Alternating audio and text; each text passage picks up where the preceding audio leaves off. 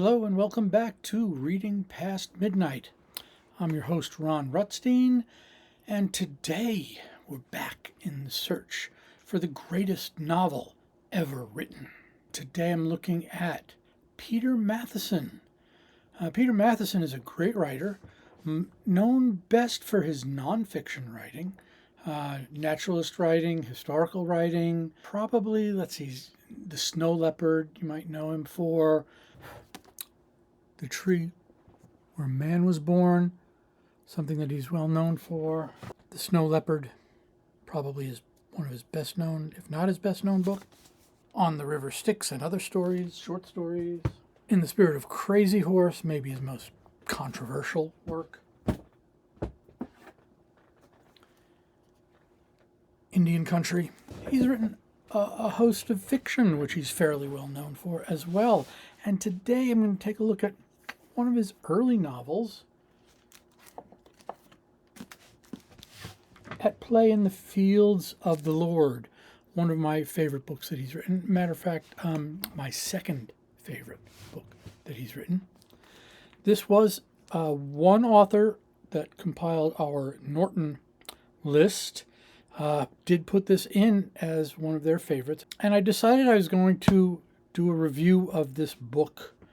So I looked up in the New York Review of Books to see the original review when it came out. And I don't remember who wrote it, but they didn't get it. And I read this when I was in my early 20s, which is a while ago. And I loved it. I thought it was a brilliant book. And I guarantee you, I didn't get the whole thing then, but I got it way better than this reviewer got it.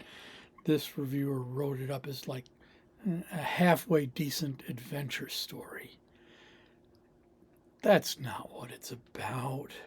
Guys, come on. Use your brains a little bit. If you don't like an author, state up front, man, I don't like this. I don't like this. I don't get it. There's so much more to this novel than just an adventure story, and it's clear that this was not written as an adventure story. So to review it as an adventure story, really? Come on, give it more than that. So why did one author put this down as possibly among the greatest novels or their favorite novels? It belongs in the conversation. And there's a couple reasons for that. But let's get into what this is about. Is it worth your time reading? So I looked up that review and I decided, okay, that guy got it wrong, but I don't remember the book well enough to talk about it. So I had to reread it. So I did. And it's as good as I remember it. I'm older. I'm wiser. I know more about history.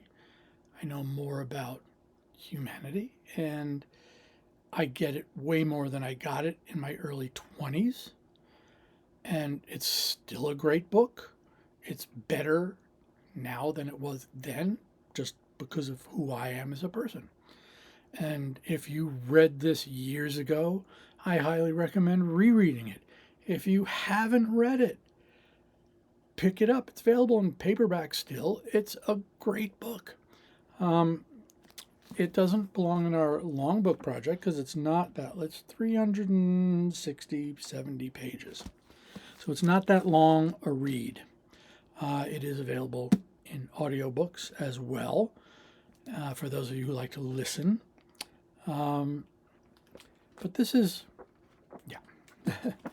a good read. This is a story about men, disguised as a story about God, proselytizing, converting, men preaching the word of God.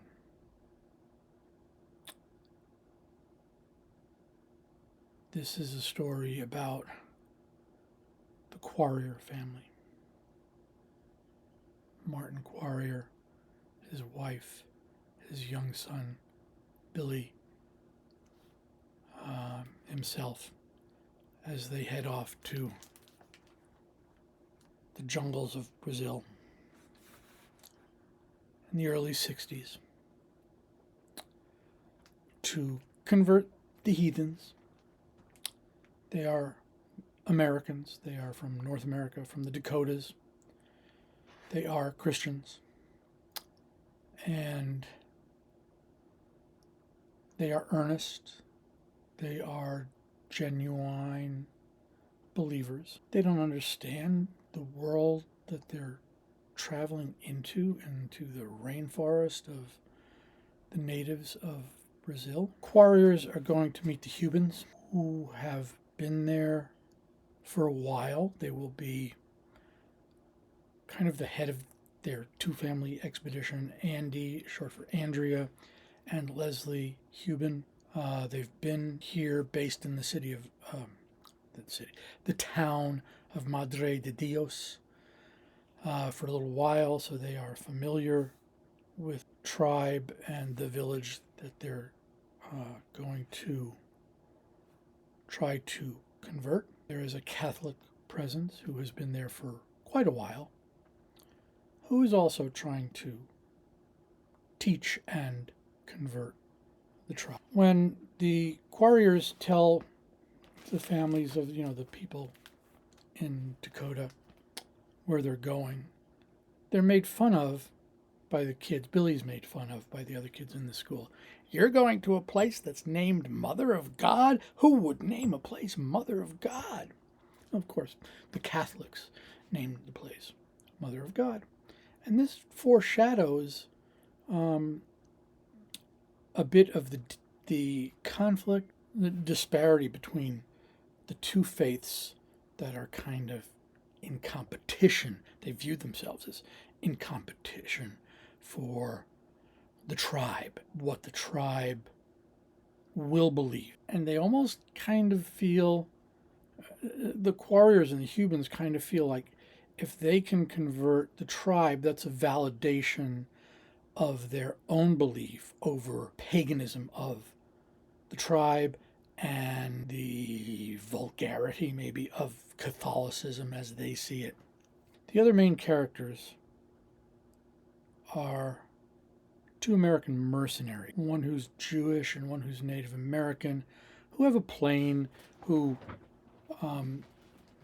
basically were there delivering explosives for construction or, as it turns out, for pseudo-military kind of use. They basically just, at this point in their lives, just want to get home. They want to get out of where they are, but they don't have any money for fuel, and the local commandant is willing to pay them to kind of bomb this tribe that the two competing Christian groups want to convert, because they want the land. They want that tribe to get the hell out of there. The Catholics kind of view this as, we can kind of bomb them into submission a little bit. We can get them to perhaps more easily believe in Catholicism if we just kind of force them to submit a little bit, which is somewhat historically accurate if you look at church history. The Cubans kind of feel like, okay, if they bomb them a little bit, maybe they'll come running to us.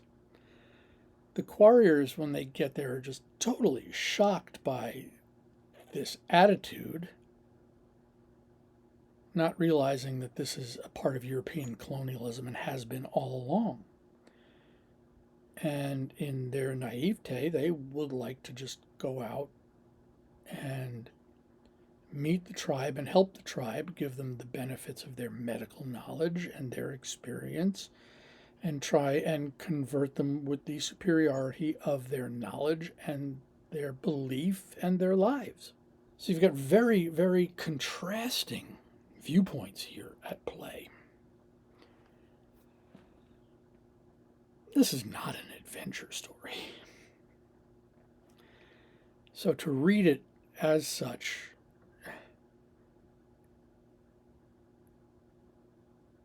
I don't think he read it.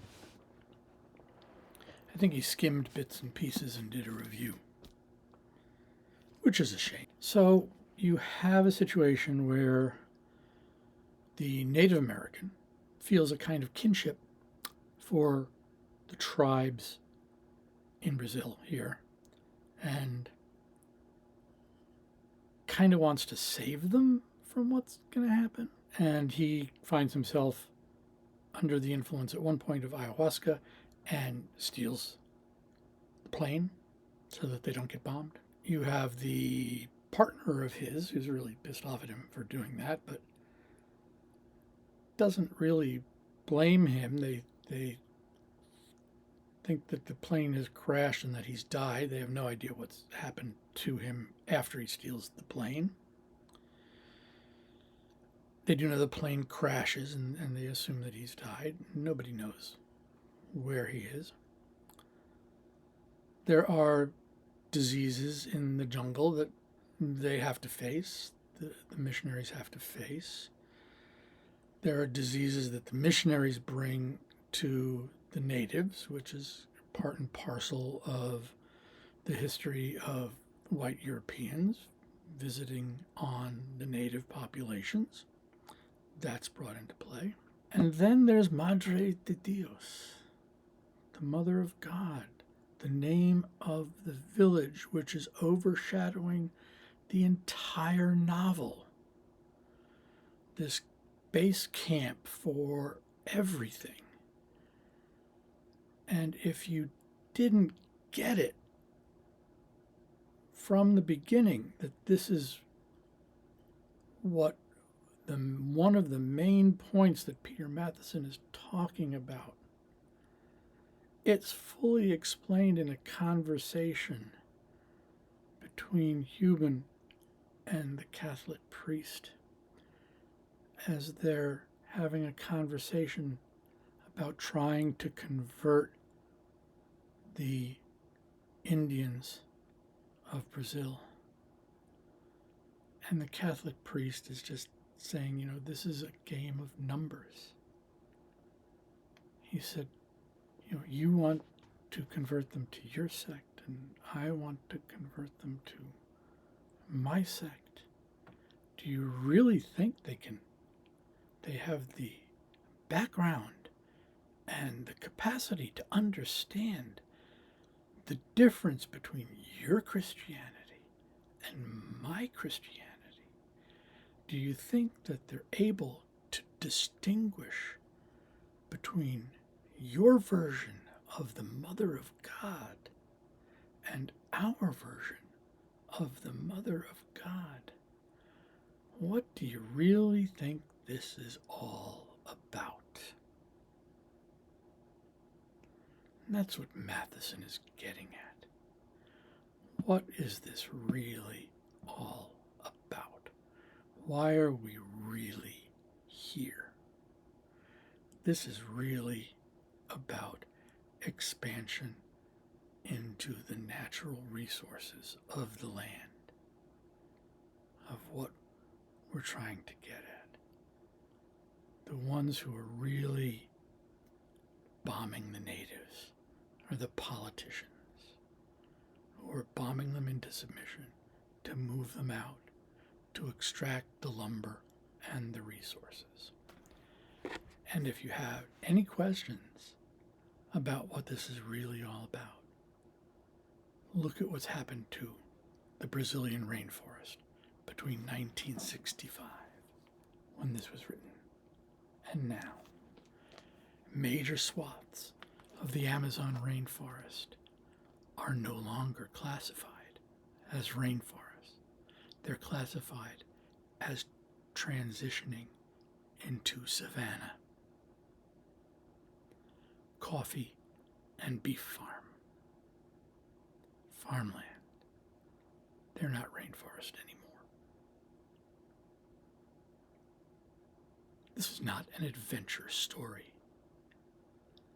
This is a story about what Europeans do to the natural resources of the land they conquer and the peoples of the land they conquer.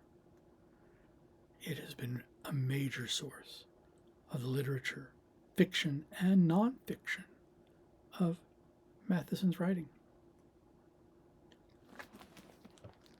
This is a great novel.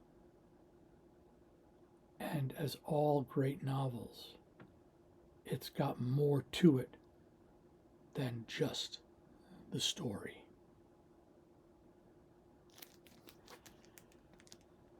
This is not the greatest novel ever written, but it belongs in the conversation. This is my second favorite novel by Peter Matthiessen. And as I said, this is not the greatest novel ever written.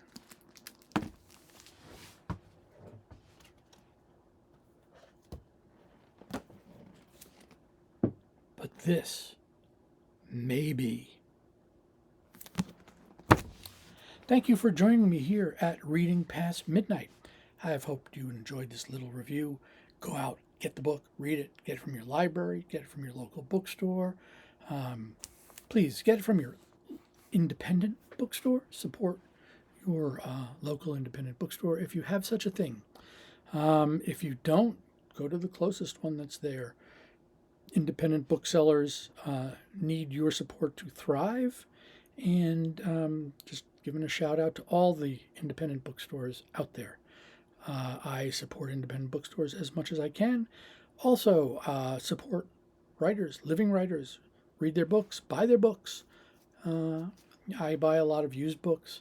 I try and buy new books by authors that are alive because they need our support.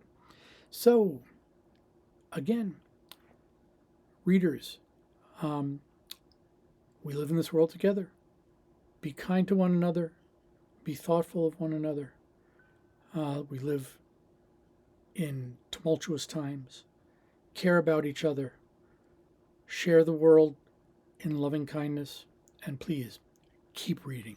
Explore. Learn about the world we live in. Learn about the suffering of others and help alleviate the suffering of others wherever you can. Thank you very much. If you made it this far, please hit the like and subscribe button. Let me know in the comments below what you think. Have you read this novel? Do you want to read this novel? Have you read other works by Matthiessen? Do you have any other suggestions that should be considered in this? The novel Shadow Country will be coming up for review. It will also fit in not only in the quest for the greatest novel ever written, but also the very long book project, because it's a very long book. Thank you again. Please hit like and subscribe.